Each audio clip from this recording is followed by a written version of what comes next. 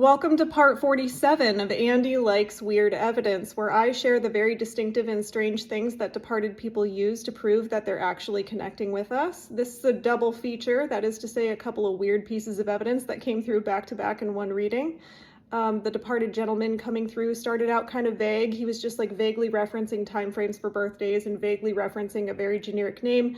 And then he's like, hey, remember that food fight? And then he was like, hey, I know where you live. So here it goes.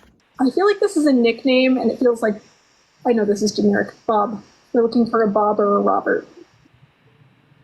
Robert, that's my father. His father is the death I just recently researched. Okay.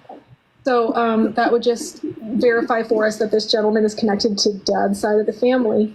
And now he's talking about July birthdays, and there's a whole mess of them, but I think we want to talk about two in particular. Okay. Which two?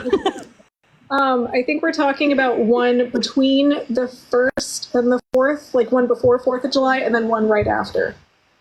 Okay.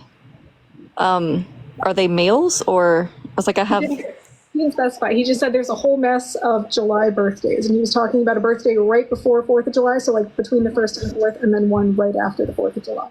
Okay, that's a few people. Yes. Okay, so the mess of July birthdays. Now he's talking about a food fight. Does that make sense to you in any immediate sense? Yeah, it really does. Okay, as long as it makes sense to you. Do you want to share with the class? My Uncle Raymond, he might be a November birthday, but my Uncle Raymond on my grandma's side, he was the prankster growing up. And one of the biggest arguments they ever got in when I was a kid was he came over and started a food fight on Thanksgiving. Oh, classy. Well, that was the first of many messes. Okay. Well, that would be this departed gentleman on Dad's side observing the food fight. And do you know what I would be looking at?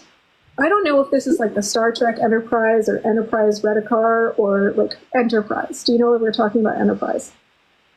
I live right beside Enterprise. Enterprise Parkway, there's a rental car on it, but it's a bunch of businesses.